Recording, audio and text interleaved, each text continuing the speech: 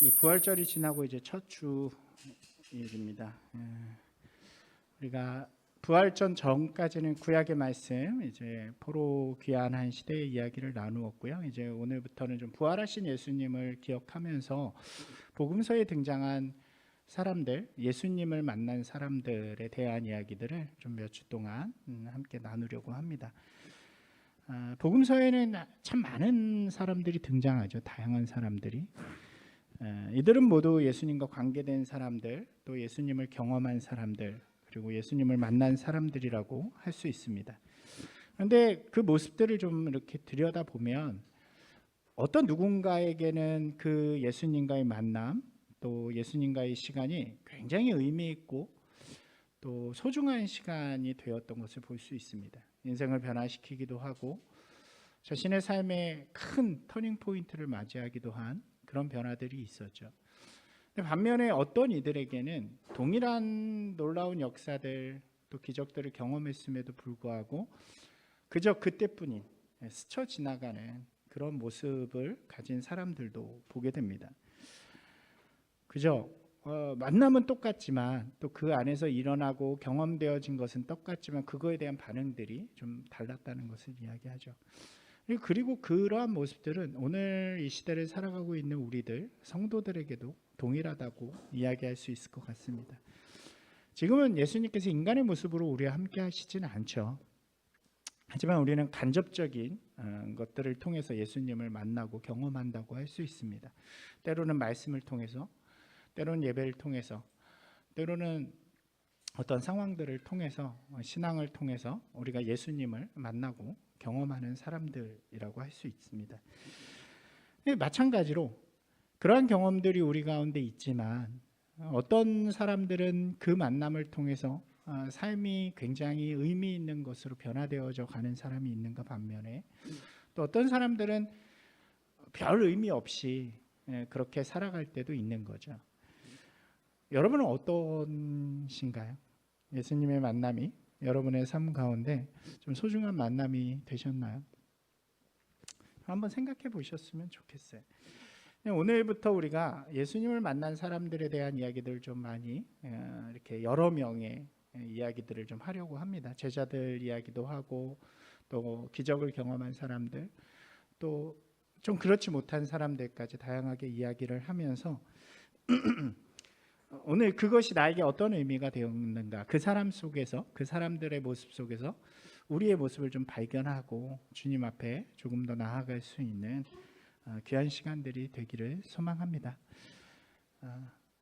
잘 따라오실 거죠? 네, 감사합니다. 오늘은 그 첫 번째 만남으로 예수 그리스도와의 가장 첫 만남이라고 할 수 있는 세례 요한에 대한 이야기들을 좀 나누려고 합니다. 이 세례 요한이라는 사람을 나타낼 때 가장 대표적인 표현은 바로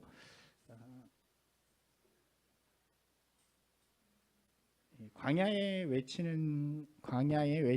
외치는 자의 소리입니다. 같이 한번 해보시겠어요? 광야에 외치는 자의 소리. 이게 세례 요한을 표현할 때 가장 잘 표현하는 말이죠. 이 표현은 그의 외적인 모습 속에서도 참 잘 맞습니다. 오늘 읽은 우리 3장 4절 말씀을 보면 이렇게 돼 있죠. 요한은 어떤 옷을 입어요? 낙타털 옷을 입고 허리에 가죽띠를 띠고 음식은 메뚜기와 석청이더라. 유대 광야, 요단강이 있는 그 유대 광야에서 이런 옷을 입고 사람들에게 외치는 거예요. 회개하라, 천국이 가까웠느니라.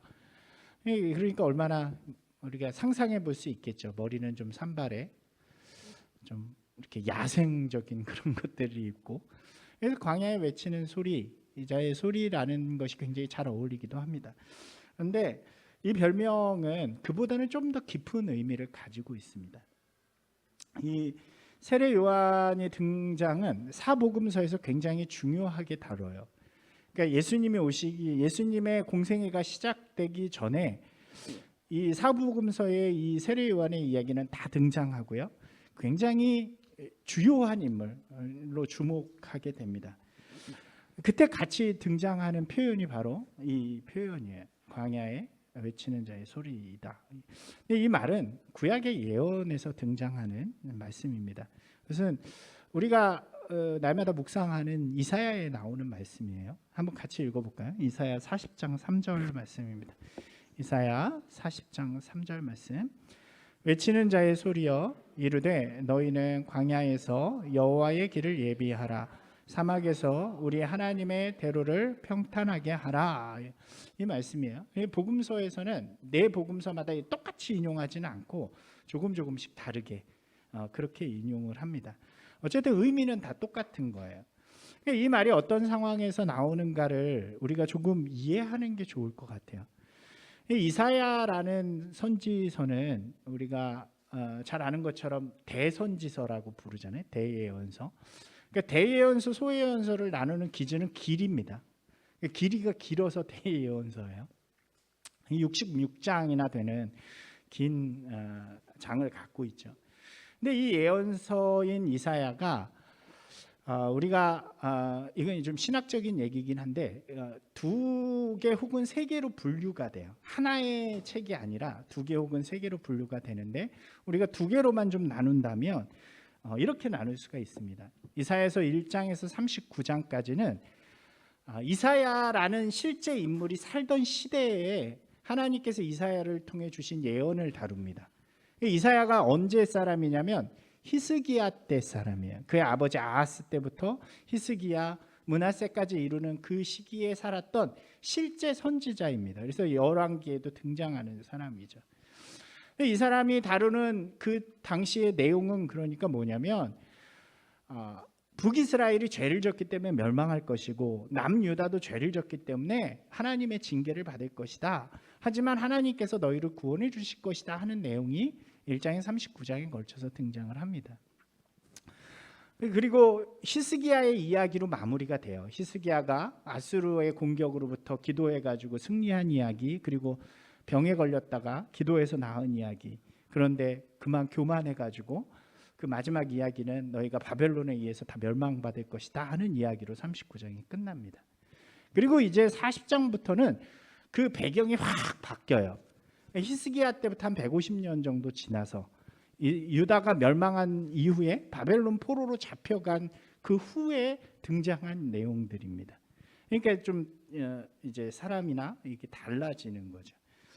그때는 무슨 내용이겠어요? 유다가 죄로 인해서 멸망하고 바벨론으로 잡혀간 상황입니다. 그때부터 40장이 이제 시작이 되어지는 거예요. 그런데 그 40장에 1절, 2절이 이렇게 시작됩니다. 한번 같이 읽어볼게요. 너희의 하나님이 이르시되 너희는 위로하라. 내 백성을 위로하라. 너희는 예루살렘의 마음이 닿도록 말하며 그것에게 외치라. 그 노역의 때가 끝났고 그 죄악이 사함을 받았느니라. 그의 모든 죄로 말미암아 여호와의 손에서 벌을 배나 받았느니라 할지니라 하시니라. 무슨 이야기입니까? 이제 절망과 어둠의 시간이 끝났다라고 선포해 주는 거예요. 포로에 잡혀와서 괴롭고 힘든 시간을 갖고 있는 유대 사람들을 향해서 하나님께서 너희의 죄 때문에 너희에게 심판을 주셨지만, 벌을 주셨지만 그 징계의 시간이 이제 다 끝났다. 그러니까 우리가 이것을 우리 지금 재판이나 이런 걸로 생각해 본다면 형기가 끝났다는 거죠. 잘못 때문에 너희 몇 년 구형 받았어 이렇게 딱 했는데 그 형기를 다 마친 것이 됩니다. 그래서 그 시간이 끝났다. 이제 하나님의 백성을 위로하고 하나님의 역사를 시작할 것이다 라는 것이 40장부터 시작이 되어지는 거예요. 그러면서 등장하는 이사야의 이야기들은 바로 메시아에 대한 이야기입니다. 우리를 구원하시고 하나님의 역사를 새롭게 이루실 메시아께서 이 땅에 오실 것이다 라는 것을 선포하는 내용들이 이사야 후반부의 내용이라고 할 수 있는 것이죠. 그런데 그때 나오는 3절 말씀이 아까 우리가 읽었던 그 말씀이에요. 광야에 외치는 자의 소리가 먼저 간다는 거예요. 메시아가 오시기 전에 그 광야에서 외치는 자의 소리가 먼저 가서 너희들에게 하나님의 보내신 주의 종이 오니까 이제부터 그 길을 준비하라 라고 외치는 자가 온다는 이야기를 3절에서는 우리에게 전해주고 있는 거죠. 여러분 이것은 어떻게 생각하면 되냐면 왕의 행차가 있어요. 왕의 행차가 있을 때 갑자기 어느 마을에 왕이 먼저 가지는 않잖아요. 그 전에 뭐가 먼저 가요? 누군가 그 소식을 전하는 거죠. 야, 지금 이제 왕이 올 거니까 너네들 길도 깨끗이 하고 왕을 맞이할 준비를 해라. 이 선견자와 같은 거예요. 그 소리가 먼저 간다는 예언을 이사야에서 하는 것입니다. 그리고 그것을 지금 복음서마다 자신의 방법으로 세례 요한이 바로 주께서 오시기 전에 미리 와서 전하는 광야의 소리입니다 라고 우리에게 읽는 독자들에게 알려주고 있는 거죠. 여러분, 왜 그랬을까요? 왜 이 이야기를 했을까요? 그러니까 이것은 세례 요한이 길을 준비하는 광야의 소리라는 것을 강조하는 거죠. 근데 그를 통해서 진짜 강조하고 싶은 건 뭐예요? 그 뒤에 그가 준비한 바로 예수 그리스도께서 구약에서 예언된 진짜 메시아이다라는 것을 우리에게 사복음서에서 다 강조해 주고 있는 것입니다. 그토록 너희가 간절히 기다리고 있던 예수 그리스도의 메시아가 바로 이 예수 그리스도라는 것을 세례 요한을 통해서 광야에서 외치는 소리라는 이것을 통해서 우리에게 전해주고 있는 거죠. 복음서에 보면요, 그러니까 우리가 그냥 읽을 땐 잘 모르지만 이것을 신학적인 방법이나 이런 것들로 읽어보면 굉장히 이게 세심해요. 그런 것들을 매우 많이 강조하는 부분들이 아주 많이 등장합니다. 구약에서 예언되었던 그분이 바로 예수님이시다라는 것을 하는 거죠. 하나님의 나라, 이 예수님이라는 분이 갑자기 등장한 신의 아들이 아니라 태초부터 하나님께서 이미 그 오랜 기간 동안 계획하시고 준비해 두셨던 분이십니다. 그것을 강조하는 이야기라고 할 수 있는 것입니다. 그런 차원에서 우리가 이 이야기들을 좀 들여다보면 조금 더 이해가 더 쉽게 되겠죠. 세례 요한은 그것을 자신의 입으로 분명하게 고백을 하는 거예요. 여러분 생각해 보면요, 세례 요한은 그 당시에 예수님이 오시기 전에 굉장히 핫한 인물이었습니다. 요즘 말로 하면 핫한, 요즘 말이 맞나요? 하여튼 굉장히 그 주목받는 그런 인물이었죠. 그가 한 일이 뭐였냐면 아까 말씀드린 그런 옷을 입고 그런 모습으로 요단 강가에서 외치는 거예요. 회개하라, 천국에 가까워왔느니라 라고 아주 강력하게 외치는 것입니다. 물론 더 많은 말들을 했겠죠. 이 이야기들을 하기 위해서. 이게 압축해 놓은 게 이 얘기예요. 너희가 회개해야 된다. 그 모습이 아니다. 하나님께서 진짜 원하시는 모습, 하나님의 나라를 이루는 그 모습은 이 모습이 아니다. 여러분 회개하십시오. 그리고 지금 이곳으로 나와서 새롭게 되십시오라는 그 메시지를 계속 전합니다. 그 당시에 그 말씀이 굉장히 사람들의 마음을 울렸던 것 같아요. 그러니까 어떻게 하냐면 사람들이 그 말씀에 반응해서 세례 요한에게 다 나아옵니다. 그리고 세례를 받기 시작해요. 세례 우리 지난주에 말씀드렸지만 물속에 들어갔다 나오는 거죠. 제가 이전과는 다른 삶을 살겠습니다. 그것이 바로 회개의 의미이고 거듭남의 의미라고 말씀드렸어요. 그렇게 전하기 시작하는 거예요. 그러니까 사람들이 막 와서 막 따르고 제자들도 많이 생기기 시작합니다. 굉장히 영향력을 많이 가진 그런 사람이 되어지는 거죠. 영향력이 세지니까 유력자들, 힘 있는 사람들도 관심을 많이 가져요. 왕이라든가 바리새인이라든가 사두개인들도 이 사람에게 관심을 많이 갖습니다. 그런데 그 관심은 회개하는 거하고는 상관이 없죠. 그냥 혹시 이 사람이 세력이 세져서 우리가 가지고 있는 이 권력을 빼앗아가면 어떻게 하나, 이런 관심입니다. 그래서 찾아오기도 하고 그를 지켜보는 그런 일들이 일어나는 것입니다. 그 정도로 영향력 있던 인물이, 유대 지역에서 굉장히 핫한 인물이 바로 세례 요한이었습니다. 근데 그렇게 비중 있게 복음서의 맨 앞에서 자리 잡았던 세례 요한이 예수님과 만나고 예수님께 세례를 주고 난 이후부터는 거의 사라집니다. 한두 번 에피소드에 등장하고 더 이상은 등장하지 않는 인물이 되었다는 거죠.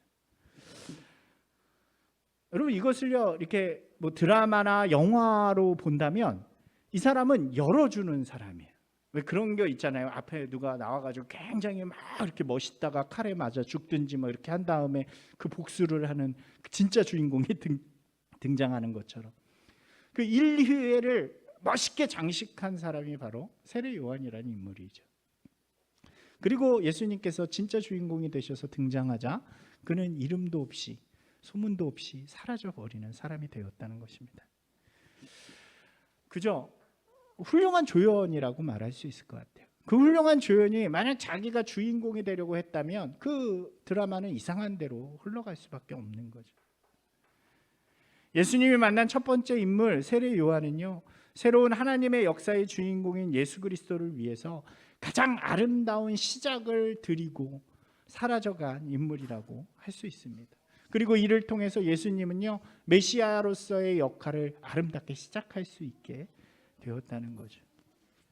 여러분, 우리가요 가장 먼저 알아야 되는 것, 우리 마음속에 분명하게 고백해야 하는 것은 우리가 살아가고 있는 이 신앙의 역사의 주인공이 절대 내가 아니라는 거예요. 여러분, 이것을 우리가 좀 마음 깊게 깨닫고 아는 분들이 되시기를 바랍니다. 그 신앙의 역사 속에서 영광받고 주인공으로 빛나야 되는 분은요, 우리가 아니라 바로 하나님이시고 예수 그리스도시라는 거죠. 여러분, 이것을요 세례 요한은 참 잘 아는 사람이었어요. 세례 요한의 모습이 무엇이었냐면 자기의 자리가 무엇인지를 분명히 아는 사람이었다는 거예요.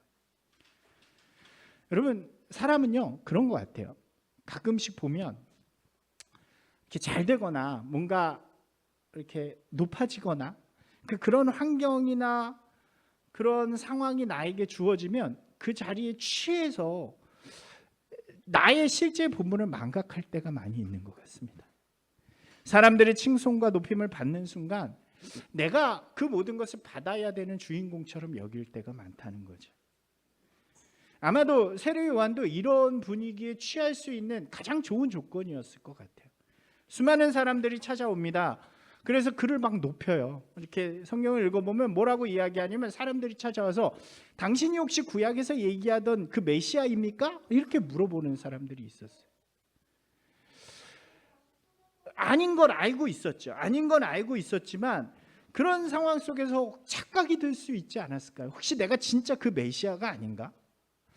내가 그 메시아 정도까지는 아니어도 이 정도 높임을 받을 수 있는 사람이 아닐까?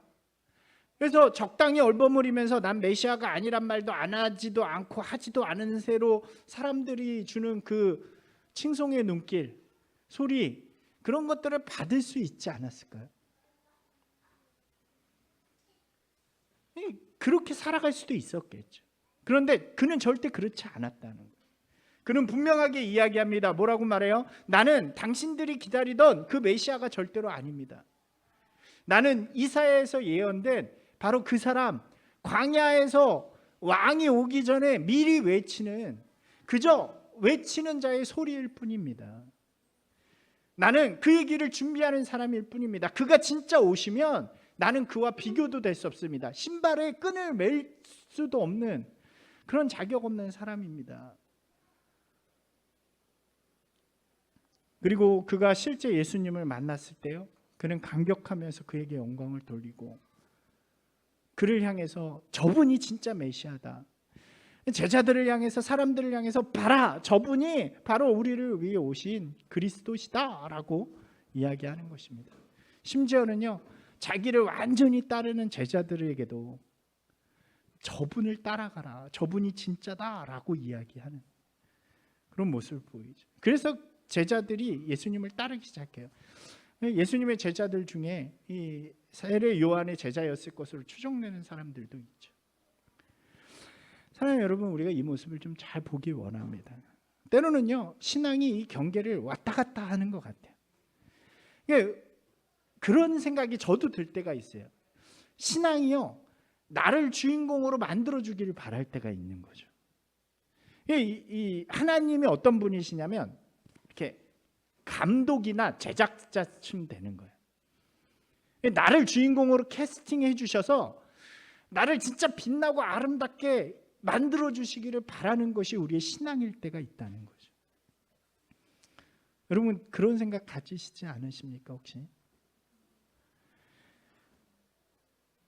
이 목회자라고 다를 게 없어요.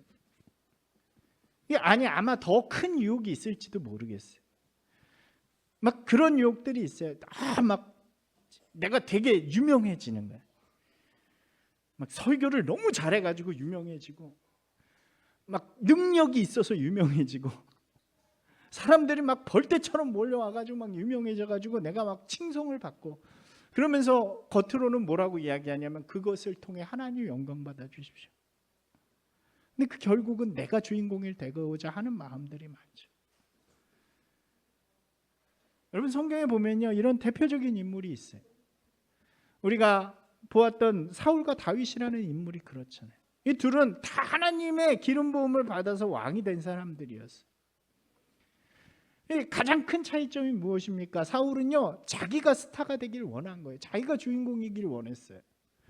그러다 보니까 하나님의 말씀이 귀찮아요. 나에게 자꾸 뭐라고 하는 선지자의 말이 듣기 싫습니다. 그래서 내가 영광받고 내가 인정받기 위해서 내 뜻대로 하는 사람이 되었어요. 그런 다윗은 그렇지 않았죠. 다윗의 목적은요, 오직 하나님께 영광 돌리는 것이었어요. 하나님, 그것을 위해 날 사용해 주세요. 하나님의 영광을 위해서 내가 모든 것을 하길 원하는 사람이었죠. 여러분, 그 결과가 어떻습니까? 사울은요, 비참하게 버림받아서 죽음으로 가는 사람이 되었어요. 그러나 다윗은 자기가 빛나지 않는 조연이 되기를 원했지만 하나님께서 그를 높여서 이스라엘 가운데 가장 인정받는, 그리고 하나님에게 가장 사랑받는 왕으로 기억 남게 하셨죠. 여러분, 우리가요, 이것을 좀 잘 이해하고 기억하셨으면 좋겠어요. 우리가 하나님을 높이는 거예요. 우리가 하나님께, 우리의 신앙을 통해서 하나님께 영광 돌리는 삶을 사는 거예요.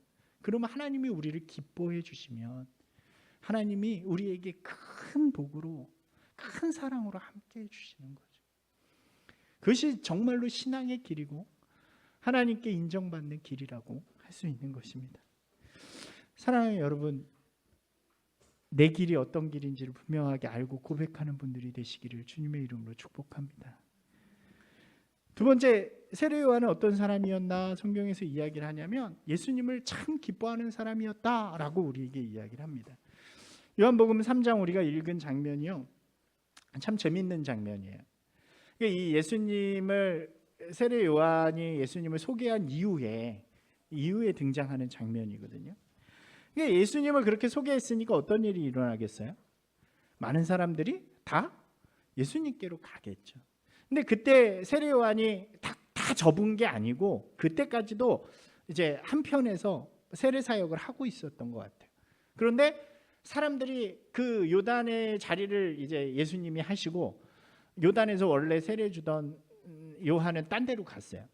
사람들이 이제 요한에게 오지 않고 예수님에게로 다 자꾸 가는 거예요. 그런 상황 속에서 어떤 일이 일어나냐면, 한 유대인, 아마 바리새인이었을 것으로 추측되어지는데, 유대인하고 요한의 제자하고 말싸움이 붙었습니다. 말싸움을 막 한 거죠. 막 말싸움을 하는데, 말싸움을 해서 누가 이겼냐면 요한의 제자가 이겨요. 여러분, 말싸움 해보셨죠? 말싸움 하다 지면 어떻게 해요? 흠칫뽕이다, 니 똥 굵다, 막 이렇게 얘기하잖아요. 되게 유치하게 얘기하죠. 똑같아요. 성경에 보면 참 재밌습니다. 이 진 유대인이 뭐라고 이야기하냐면 유치하게 이런 말을 해요. 당신이 아무리 잘난 척을 해도 지금 사람들이 다 예수님한테 가지 않느냐? 당신의 스승을 떠나서 예수님한테 가지 않느냐? 이게 굉장히 유치한 말이에요. 성경으로 읽어보면 그 느낌이 확 안 오는데 내용을 보면은 되게 유치한 말이에요. 그러니까 이 말을 들으니까 말싸움에서 이겼어도 제자들이 속상한 거죠. 그래서 스승에게 가서 스승에게 이렇게 이야기합니다. 요한복음 3장 26절입니다. 한번 같이 읽어볼게요. 그들이 요한에게 가서 이르되, 랍비여, 선생님과 함께한 요단강 저편에 있던 이곳 선생님이 증언하시던 이가 사람이 다 그에게로 가더이다, 이렇게 얘기하죠. 여기에는 어떤 의미가 담겨져 있냐면, 선생님, 뭔가 우리도 대책이 있어야 되지 않겠습니까? 다 절로 가버리는데, 그리고 사람들 와서 이렇게 무시하는데 우리도 뭔가 해야 되지 않겠습니까? 하는 그런 뉘앙스의 말인 거죠. 그때 이 요한이 뭐라고 이야기하냐면, 그것이 옳은 거 아니냐, 그분이 메시아이기 때문에 이제 메시아에게로 가는 게 당연한 것이다 라는 그런 말을 표현을 해요. 그러면서 우리가 오늘 읽은 29절의 말씀, 굉장히 멋있는 말씀으로 고백을 합니다. 한번 읽어보겠습니다. 신부를 취하는 자는 신랑이나 서서 신랑의 음성을 듣는 친구가 크게 기뻐하나니 나는 이러한 기쁨이 충만한. 예. 여러분, 이것이 세례 요한이 가진 기쁨이라는 거예요. 이 자신을 따르던 수많은 사람들, 제자들까지도 예수님을 따라갔지만 그것이 질투나 어떤 시기나 낭망함으로 오는 것이 아니라 오히려 기쁨이 되었다고 표현하는 거죠. 어떤 기쁨이라고 그래요? 결혼하는 친구, 결혼한 신랑을 둔 친구. 아니, 제가 제대로 표현했나요? 결혼하는 신랑이 친구인 그런 표현인 거죠. 이 표현은 좀 우리가 이 의미를 좀 이해하면 좋을 것 같아요. 요즘 결혼식은 결혼하면은 우리가 하객으로 가서 잠시 참여를 하잖아요. 근데 이 당시의 결혼은 조금 달랐어요. 특히 예루살렘 유다의 결혼식의 이 모습은 어땠냐면 하루 종일 합니다. 어떤 사람들은 며칠을 하기도 해요. 근데 하루 종일 결혼 파티를 하는 거죠. 그래서 사람들이 계속 와서 그곳에서 먹고 마시고 즐기는 그런 시간을 갖습니다. 여러분, 가나의 혼인잔치 생각해 보시면 되겠죠. 근데 그때 호스트가 있어요. 누구냐면 신랑이 아닙니다. 신랑과 신부는 지금 여기에 없어요. 근데 신랑의 친구나 신랑의 가까운 지인이 호스트가 되어서 손님들을 다 맞이하는 거예요. 그러니까 그 맞이해서 대접도 하고 포도주가 떨어지지 않도록 그러면서 파티를 계속 즐겁게 할 수 있도록 하는 역할이 바로 이 친구의 역할인 거죠. 그러다가요, 이제 밤 늦은 시간이 돼요. 그럼 신랑이 신부를 딱 데리고 옵니다. 신랑이 신부를 딱 데리고 오는 순간 그때부터 모든 사람의 주목은 누구를 향해요? 신랑과 신부를 향하는 거예요. 그때 예식이 딱 진행이 되고 그때부터 딱 그 예식으로 끝나면서 그 모든 결혼식이 마무리되어지는 것입니다. 그것을 하루 종일 주관하면서 하루 종일 노력한 친구를 주목하는 사람은 없죠. 근데 그 친구의 마음은 어때요? 이 결혼식이 잘 되고 또 와서 한 가정을 이루는 모습을 보면서 너무 행복해하는 거예요.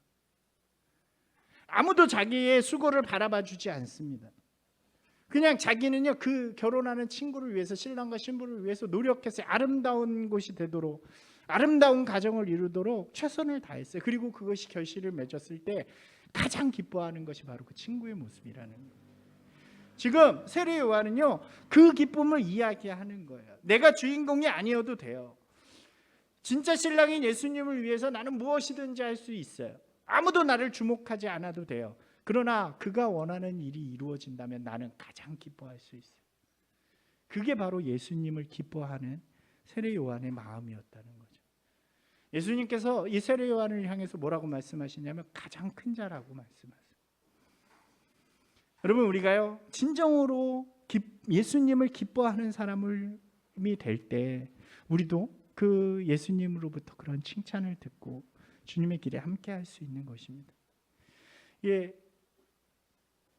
기쁨에 대한 이야기를 찾다 보니까 그 C.S. 루이스라고 하는 굉장히 유명한 기독교 작가 혹시 아시나요? 그 영화 중에 왜 그런 영화 있었죠?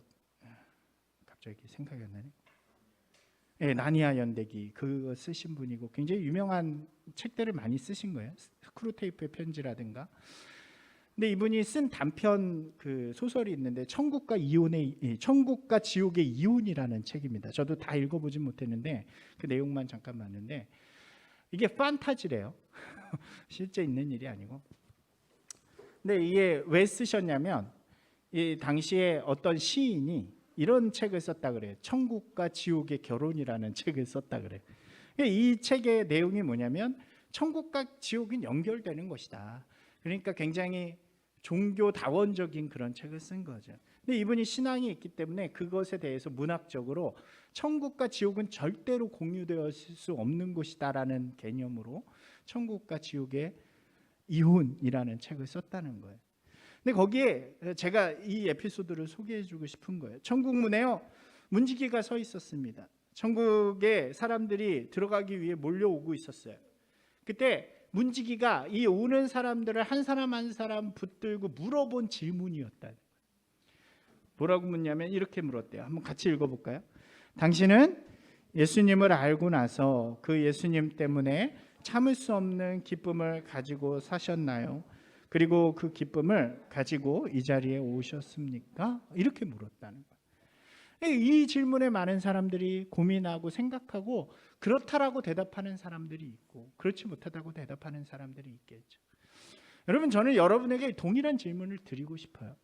여러분, 예수님을 알고 예수님을 믿어오면서 그분을 즐거워하고 그분을 기뻐하십니까? 여러분, 우리가 그 질문 앞에 좀 잘 서셨으면 좋겠어요. 어떤 사람은요, 예수님을 기뻐하는 게 아니라 예수님을 통해 얻는 것으로 기뻐하는 사람들이 있어요. 하나님을 즐거워하는 것이 아니라 하나님으로 인해서 우리가 가질 것으로 즐거워하는 사람들이 있어요. 여러분, 그런 사람들은요, 하나님이 대답해 주시지 않고 예수님이 주시지 않으면 기쁨과 즐거움을 잃어버리는 사람들이 되는 거예요. 제가 말씀드렸죠. 오병이어의 그 놀라운 기적이 바로 그런 이야기. 여러분, 잘 생각하셔야 돼요. 천국은요, 영화나 이런 데서 나오는 유토피아가 아닙니다. 황금이 있고 먹고 싶은 거 다 먹고 놀고 싶은 거 다 놀고 그냥 우리가 생각하는 세상의 쾌락이 있는 그런 곳이 아니에요. 그곳은 어떤 곳이냐면 영원토록 주님과 함께하는 곳입니다. 여러분, 그런데 예수님을 즐거워하지 않아요. 예수님을 사랑하고 하나님을 기뻐하지 않아요. 그럼 그것이 무슨 천국이겠어요? 기뻐하지도 않는 분과 영원토록 사는 게 뭐가 그렇게 좋겠어요?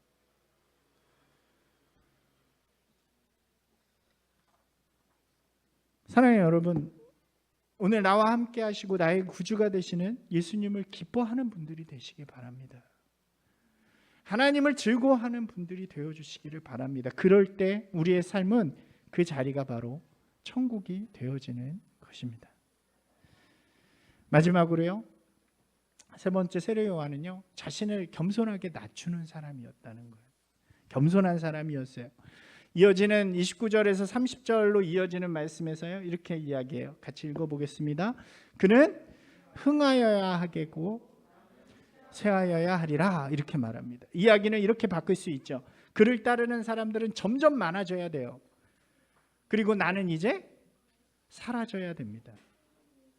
우리는 이 이야기 속에서 세례 요한의 간절한 소망이 뭔지를 발견할 수 있죠.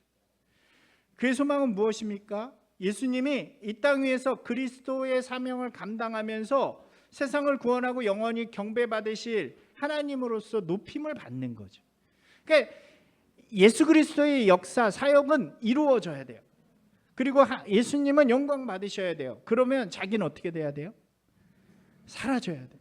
작아져야 돼요. 더 미약해져야 되는 것입니다. 자신이 희생해야 될 것이 있다면 얼마든지 희생하겠다는 표현이죠. 자신은 광야의 소리처럼 한번 울리고 사라져버리는 존재가 되겠다고 이야기합니다. 이 원어의 의미에서는 좀 더 강하게 이야기했다 그래요. 그러니까 영어로 하면 must의 의미, 나는 반드시, 그는 반드시 흥해야 하고 나는 반드시 쇠하여야 합니다. 여러분, 그 마음을 우리가 뭐라고 표현하냐면 겸손이라고 하는 거예요. 여러분, 겸손의 반대는 무엇입니까? 교만이죠. 교만. 여러분, 교만이 뭘까요? 교만이 뭐냐면 내 삶의 주인공, 내 삶의 주인이 내가 되고자 하는 게 교만이에요. 내가 죽는 것이 겸손이라면 내가 살아있는 것이 교만이라는 거죠. 내 마음속에서요, 내가 살아서 내 마음대로 하고 내 뜻대로 하고자 하는 게 교만이라는 거예요. 여러분, 우리 이렇게 이야기하잖아요. 내 건데, 내 인생 내 건데, 내 거 내가 결정하고 내 마음대로 사는데, 여러분, 그리스도인에겐 그게 교만이라는 거예요.